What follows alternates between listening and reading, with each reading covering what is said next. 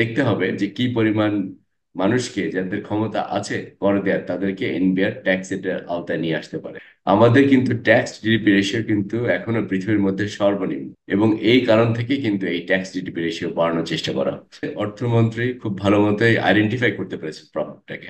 ইনফ্লেশনটাকে tackle করাটা অত্যন্ত গুরুত্বপূর্ণ, এবং যে মূল্যস্ফীতিকে কমিয়ে আনতে হবে। অর্থমন্ত্রী বাজেট উত্থাপন করেছেন সংসদে, এবং পক্ষে বিপক্ষে অনেক ধরনের কথাই আসছে। তো যেটা আমার দৃষ্টিতে আপনার কাছে আমি জানতে চাচ্ছি সেটা হচ্ছে যে বলা হচ্ছে করের বোঝা প্রচন্ড ভাবে বাড়বে, এবং বলেছে যে আইএমএফ যে যে কর জিডিপি রেশিও যে বাড়ানোর কথা বলেছে, এবং সেই বাড়ানোর সুযোগটি পুরোপুরি অর্থমন্ত্রী নিয়েছে, এবং সেই ক্ষেত্রে কোনো রকম সংস্কার করে মানে সেরকম কিছু করেছেন নট দ্যাট, বরং দেখা গেছে যে যারা কর ফাঁকি দেন তাদেরকেই সুযোগ দিয়েছেন, বরং যারা কর সত্যভাবে দিচ্ছেন বা নিয়মিত দিচ্ছেন তাদের উপরে বাড়তি কর চাপিয়েছেন। অন্যদিকে ভ্যাট, মানে যেটা কিনা সাধারণ মানুষের উপরেও চাপবে খুব ভালোভাবে, সেটাও বাড়িয়েছেন। সো সবকিছু বিবেচনায় আপনি কি মনে করছেন যে বাজেটটা আসলে করের বোঝা কি আসলেই বাড়লো না মানুষের উপরে? জি বলেন। কর ক্ষেত্রে যেটা হয়েছে আমরা দেখলাম যে যে কর আরোপ করা হয়েছে, স্পেশালি যেটাকে আমরা বলি যে টপ ইনকাম ট্যাক্স রেট, সেটাকে বাড়িয়ে 25% থেকে 30% করা হয়েছে। সো মোটামুটি ভাবে এখন বলা যায় যারা 38 লাখ টাকার উপরে ইনকাম করবেন, 38.5 লাখ টাকার ইনকাম করবেন, এডিশনাল যে ইনকাম থাকবে 38.5 লাখ টাকার উপরে পুরোটার উপরে 30% রেটে ট্যাক্স দিবেন। আগে যেটা ওনারা 25% রেটে দিচ্ছে, কাজে সেখানে ট্যাক্স বেড়েছে। দেখুন, কোভিডের আগে কিন্তু এই 30% রেট ট্যাক্সটা কিন্তু ছিল। কোভিডের সময় এটা উঠিয়ে নেওয়া হয়, তারপরে এটা বাড়ানো হয়েছে। যদি আমরা একটা প্রোগ্রেসিভ ট্যাক্সেশন সিস্টেম চিন্তা করি, যার মাধ্যমে আমরা সমাজে বৈষম্যকে দূর করার চেষ্টা করব, সেরকম একটা জায়গা থেকে হয়তো এই উপরের ট্যাক্স রেটটাকে বাড়ানোটাকে আমি আসলে বলতে পারি যে এটা অসমর্থন করার কিছু নাই। হ্যাঁ, এটা সরকার করতেই পারেন, ঠিক যেহেতু আছে। জিনিসটা আগেও ছিল। কিন্তু সেখানে দুটো সমস্যা আছে। এক, সেটা করতে যে আর একটু ভালো হতো, যারা নিম্ন আয়ের লোকজন আছেন কিন্তু কর দিচ্ছেন, মানে আমি বললাম যে যে থ্রেশহোল্ড আছে যে কত ইনকাম হলে ইনকাম ট্যাক্স শুরু হবে, সেটা 3.5 লাখ টাকা, সেটাকে একই জায়গায় রাখা হয়েছে। গত দু কর্মরত বছর আয় আমরা সীমা আর দেখেছি কি। যে, হুম, হ্যাঁ, গত 2 বছর যে মূল্যস্ফীতির আমরা চাপ দেখেছি, সেখানে হয়তো আরেকটু যৌক্তিক হতো যদি ওই ইনকাম থ্রেশহোল্ডটাকে 3.5 লাখ টাকা থেকে 4 লাখ বা 4.5 লাখ টাকা করলে হয়তো ভালো হতো। কিন্তু সরকারের রেভিনিউ রাজস্ব কনসার্ন আছে, উদ্বেগ আছে, যার ফলে হয়তো ওরা করতে পারছে না। So, এটা হচ্ছে একটা ডাইমেনশন। আরেকটি ব্যাপার হচ্ছে যে কর যে দিবে, যারা করের আওতায় আসা উচিত সবাইকে এসেছে কিনা, যদি না আসে তাহলে আপনি যারা ট্যাক্সের মধ্যে আছে তাদের উপর আপনি যদি কর বাড়ান, কিন্তু অন্যরাও আছে তাদেরও ক্ষমতা ছিল টপ ইনকাম ট্যাক্স রেটে ট্যাক্স দেয়, তারা দিচ্ছেন না। এইটা তখন একটা ডিসইনসেন্টিভ সিস্টেম দিকে তৈরি করে। হ্যাঁ, তো সেটা আমি বলবো যে দেখতে হবে যে কি পরিমাণ মানুষকে যাদের ক্ষমতা আছে কর দেওয়ার তাদেরকে এনবিআর ট্যাক্স এর আওতায় নিয়ে আসতে পারে, সেটা একটা ইস্যু আছে। এটার সঙ্গে যোগ হয়েছে যেটা, যে ওই কালো টাকা সাদা করার যে সুযোগ দেওয়া হয়েছে এইবারও, সেখানে দেখা গেল যে তাদের জন্য তারা 15% একটা ট্যাক্স দিয়ে বলেছে তারা সেটাকে সাদা করতে পারবেন, এবং কোনো এজেন্সি কোনো প্রশ্ন করতে পারবেন, এটা বলে দিয়েছেন বাজেট স্টেটমেন্টে। যেটা আবার যারা কর দিচ্ছেন তাদেরকে নিরুৎসাহিত করবেন, যারা স্পেশালি যারা উচ্চ হারে কর দেন। অন দি আদার হ্যান্ড, যারা এখন কর দিচ্ছেন তারা মনে করতে পারেন যে এই সরকার এই সুযোগ সারা জীবনে দিতে থাকবেন, তো সুতরাং তারাও হয়তো এই সুযোগ নেবে না। এর আগেও দেখা গিয়েছে যখন এই সুযোগ দেওয়া হয়েছে, খুব বেশি লোক কিন্তু সেই সুযোগ নেন নাই। হ্যাঁ, সো এটা। আর এমনি ভ্যাটের রেট বাড়ে নাই সেটা ঠিক না, কিন্তু হয়তো আওতা বাড়ানো মানে এখন দেওয়া উচিত দিচ্ছে না, সেরকম একটা ব্যাপার আছে। অনেক সময় এটাও দেখা যায় যে ভ্যাট কিন্তু যারা ব্যবসায়ী তারা কিন্তু তুলে থাকে, তাদের দামের মধ্যে এটা হয়তো অলরেডি আছে, কিন্তু এই রাজস্বটা সরকারকে জমা দেওয়া হয় না। তো সেটা একটা কারণ হতে পারে। তো সেই কারণ হলে দাম বাড়ার কোনো সম্ভাবনা নাই, কিন্তু নতুন কোনো সেক্টরে যদি করের আওতায় আসে এবং সেটার ফলে যে দাম বাড়ে, তাহলে সেটা একটা চিন্তার কিন্তু কারণ আছে। কিন্তু একটা জিনিস মনে রাখতে হবে, আমাদের কিন্তু ট্যাক্স জিডিপি রেশিও কিন্তু এখনো পৃথিবীর মধ্যে সর্বনিম্ন। সুতরাং আমাদের কিন্তু এটা বাড়াতে হবে। যদি আমরা বাড়াতে না পারি, তাহলে কিন্তু সরকারের অন্য খরচ সরকার করতে পারবে না। এবং এই কারণ থেকে কিন্তু এই ট্যাক্স জিডিপি রেশিও বাড়ানোর চেষ্টা করা হচ্ছে। না, সেই ক্ষেত্রে তো সংস্কার তো করা আরো জরুরি ছিল। এবং আরেকটা ব্যাপার যেটা, সেটা হলো যে এই যে কর আদায়ের ক্ষেত্রে যে দুর্নীতিগুলো, সেইগুলোকে রোধ করাটা জরুরি ছিল। সেটার কিন্তু কোনো রকম দিক নির্দেশনা বা সেরকম কিরা মানে কিছু আমি দেখতে পাইনি। আপনি কি পেয়েছেন? হ্যাঁ, অবশ্যই বাংলাদেশে যেটা সমস্যা হচ্ছে যে কর আহরণের ক্ষেত্রে, রাজস্ব আদায়ের ক্ষেত্রে যেটা হয় যে বড় মাত্রার অনেক অনিয়মের কথা শোনা যায়, এবং অনিয়ম আছে, এই ব্যাপারে কোনো সন্দেহ নাই। হ্যাঁ, এখানে একটা জিনিস বলি যেটা হয়তো সহজে করা যায়, সেটা হচ্ছে যদি আমরা এটাকে আরো অটোমেশন করতে পারতাম। অটোমেশনটা কেন এত ধীর গতিতে হচ্ছে সেটা একটা রহস্য। অটোমেশনটা যদি আমরা বাড়াতে পারতাম ট্যাক্স আদায়ের ক্ষেত্রে, তাহলে আপনি দেখবেন জিনিসটাকে সিম্পলিফাইড করা হবে।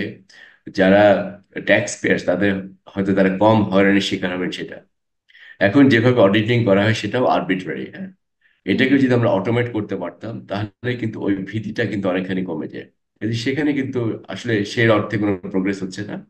আস্তে আস্তে তারা প্রোগ্রেস করার চেষ্টা করতেছে না, এটা আমি মনে করি যে ঠিক না। আরেকটা ব্যাপার হচ্ছে যে আমাদের দেশের কনটেক্সটে যারা ট্যাক্স পেয়ার অনেক সময় দেখা যায় তাদের সরাসরি, যারা ট্যাক্স ইভালুয়েটর ওই ডিপার্টমেন্টে, তাদের সঙ্গে সরাসরি যোগাযোগ হয়। এই যোগাযোগটা নৈতিকভাবে কোনোভাবে সাপোর্ট করা যায় না। এই যোগাযোগ মানেই হচ্ছে ম্যাল প্র্যাকটিসেসের সুযোগ তৈরি করে দেওয়া। right. এটাকে আমরা কিন্তু অটোমেশনের প্রক্রিয়ার মাধ্যমে এটা কিন্তু আমরা বন্ধ করতে পারি। হ্যাঁ, কাজে অনিয়ম নিয়ে কিন্তু অনেক কথা বলা যায়, অনেক কথা আছে। দেখুন, বাজেটে হচ্ছে দিক নির্দেশনার ব্যাপার, তো নীতি দিক নির্দেশনার ব্যাপার। হুম অ্যাডমিনিস্ট্রেটিভ ভাবে কি হবে আর এটা বললেই কি, বাজেটে যদি বলতো যে না এটা আমরা করব, আমরা স্বচ্ছতা সাধন করবো, এগুলো তো সবসময় বলাই হয়। কিন্তু আসলে এটা এনফোর্স করা হয় কিনা সে একটা প্রশ্ন কিন্তু থেকে যায়। হুম তারপরে দেখুন আরেকটি ব্যাপার হচ্ছে যে রাজস্ব আহরণের ক্ষেত্রে আমরা দেখেছি, এটার ব্যাপারে আমি খানিকটা সিম্প্যাথেটিক যে যারা রাজস্ব আহরণ করেন এনবিআর, তাদের কিন্তু যথেষ্ট মাত্রায় লোকবল কিন্তু নাই। যার ফলে হয়তো তারা অত বেশি রাজস্ব আহরণ করতে পারেন না। বাংলাদেশে অনেক নতুন গ্রোথ সেন্টার হয়েছে, অনেক জেলা বা মফস্বল পর্যায়ে কিন্তু বেশ কিছু ব্যবসা বাণিজ্য আছে, লোকজন আছেন যারা কর দিতে পারেন। আমি বলবো সবাই না, অনেকের অবস্থায় খারাপ, সেটা যেমন সত্যি। বাংলাদেশে যেহেতু বৈষম্য বেড়েছে, অনেক লোকের হাতে কিন্তু অনেক আহ, অর্থ হয়েছে, টাকা আসছে। যাদের কিন্তু ট্যাক্স নেটের আওতায় কিন্তু আনতে হবে। কিন্তু আমরা দেখছি ওইদিকেও তারা প্রসার করতে পারছেন না।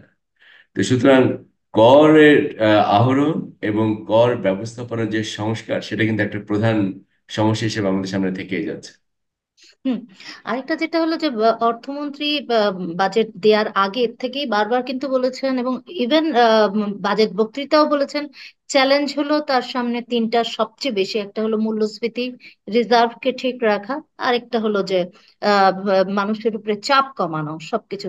সো এই তিনটায় তো তেমন কি কোনো তিনি মানে পরিকল্পনা দিতে পেরেছেন? আমার কাছে তো যেটা আহ, সব আপনাদের কাছেই যেটা শুনছি যে তার ইচ্ছার তালিকা অনেক বড়, কিন্তু আসলে পরিকল্পনার ক্ষেত্রগুলি ততটা নেই। আপনি কি মনে করেন? হ্যাঁ, এইটাই হচ্ছে এইবারের বাজেটের সবচেয়ে বড় প্রশ্ন। সেটাকে আমি যদি একটু বিবেচনার মধ্যে নিই, তা আমার বিশ্লেষণটা ওটি এরকম। এক নম্বর হচ্ছে অর্থমন্ত্রী খুব ভালো মতোই আইডেন্টিফাই করতে পেরেছেন প্রবলেমটাকে। হ্যাঁ, আমাদের যে সামষ্টিক অর্থনীতি বড় রকমের চাপের মুখে, উনি বলেছেন ইনফ্লেশনটাকে ট্যাকেল করাটা অত্যন্ত গুরুত্বপূর্ণ, এবং অনেকবার তার বাজেট বক্তৃতায় এসেছে যে মূল্যস্ফীতিকে কমিয়ে আনতে হবে, হুম এবং ওটা কোনো টার্গেট করেছে। এখন দেখুন উনি কি করেছেন। উনি এই জন্য যেটা করেছেন যে বাজেটের যে পরিধি প্রত্যেক বছর যে রেটে বাড়ে, আপনি জানেন যে প্রত্যেক বছরের বাজেট হুম 12 থেকে 14 ভাগ হারে বাড়ে, হুম সেটা উনি কমিয়ে 5% মতো এনেছেন। হুম কারণ কি, এই বাজেটের আকারটা ছোট করা মানে হচ্ছে সরকারকে কম বড় করতে হবে, তার মানে তার ডেফিসিট ফাইন্যান্সিংটা কম লাগবে, মানে ডেফিসিটকে কমিয়ে হুম উনি হুম হুম ইনফ্লেশনটাকে ট্যাকেল করার চেষ্টা করেছেন। এটা right. যেমন সত্যি কথা, কিন্তু আপনি হিসাব করে দেখেন, আমরা যেটা দেখলাম যে এই চলতি বছরের যে বাজেট, হ্যাঁ, হুম যেটার সাপ্লিমেন্টারি বা সম্পূরক আকারে প্রকাশ করা হয়েছে, right. এই চলতি বছরের বাজেটে যে রিভাইজ এস্টিমেট, সেটার যদি আপনি ডেফিসিটটা দেখেন, budget deficit as proportion to GDP, হুম সেটা হচ্ছে 4.6 ভাগের মতো। হ্যাঁ, হুম আর এই যে এই প্রপোজড বাজেট মানে সামনের বছরের বাজেটের কিন্তু উনি বলছেন যে ফিসকাল ডেফিসিট হবে 4.7%। তাহলে মানে হচ্ছে যে ফিসকাল ডেফিসিটের জায়গাটা কিন্তু একই থাকলো। কাজে একই প্রশ্ন আছে। থাকছে রাইট। যে বছরে আমার 10% একটা ইনফ্লেশন হচ্ছে, তারপর আমি বলছি ইনফ্লেশন আমি কমিয়ে আনবো, আমার ফিসকাল ডেফিসিট একই আছে, তাহলে তো আপনি সেই উদ্দেশ্য হয়তো সাধন করতে পারবেন না। এটা একটা ইস্যু। আরেকটি ব্যাপার দেখুন, উনি বলেছেন যে বাংলাদেশে আমরা সামনের বছরে 6.75 ভাগ আমরা প্রবৃদ্ধি অর্জন করতে প্রবৃদ্ধি। চাই। হ্যাঁ, হুম। এই বছর আমাদের মূল্যস্ফীতি 10 ভাগ, শতকরা 10 ভাগ। এই শতকরা 10 ভাগকে মূল্যস্ফীতি রেখে আপনি যদি 6.75 ভাগ আকারে যদি জিডিপি প্রবৃদ্ধি অর্জন করতে চান, সেটা কিন্তু ইনফ্লেশনকে উস্কে দেবে, সে একটা ইস্যু আছে। তারপরে হচ্ছে আমাদের কিন্তু ক্রমবর্ধমান কিন্তু চাপ আছে রিজার্ভ ক্রাইসিসের উপর, এবং হুম। সেখানে একটা ভয় আছে ডলারের দাম কিন্তু আরো বাড়তে পারে, এবং টাকার যদি ফার্দার অবমূল্যায়ন হয়, সেটাও কিন্তু মূল্যস্ফীতিকে কিন্তু বাড়িয়ে দেবে।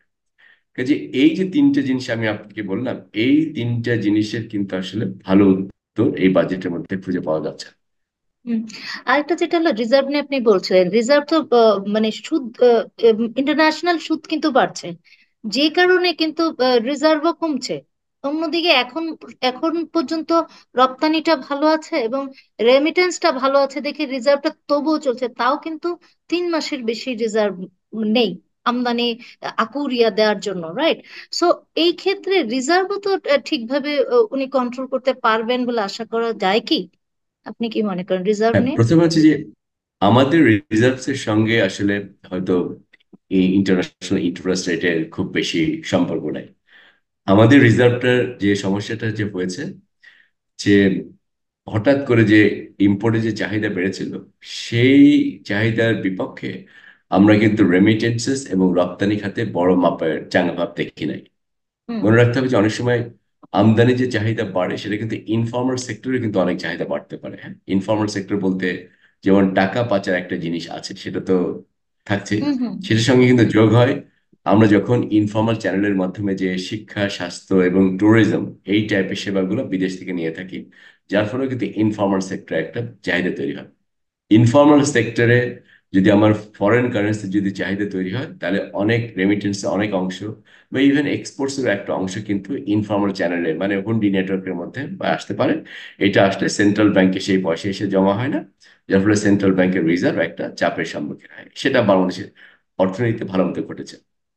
এটার সঙ্গে এখন যোগ হয়েছে দেখুন, রপ্তানি বাজারে কিন্তু এখন খুবই শ্লথগতি। হ্যাঁ, একটা ব্যাপার ঘটেছে কোভিড এর পর থেকে আমরা দেখেছি যে রপ্তানি খাতে, বিশেষ করে তৈরি পোশাকে একটা কিন্তু নেতিবাচক চাহিদা বিশ্ব বাজারে দেখা যাচ্ছে, বিশেষ করে পশ্চিমা বাজারে মার্কিন হুম। যুক্তরাষ্ট্র, কানাডা এবং ইউরোপিয়ান ইউনিয়নে।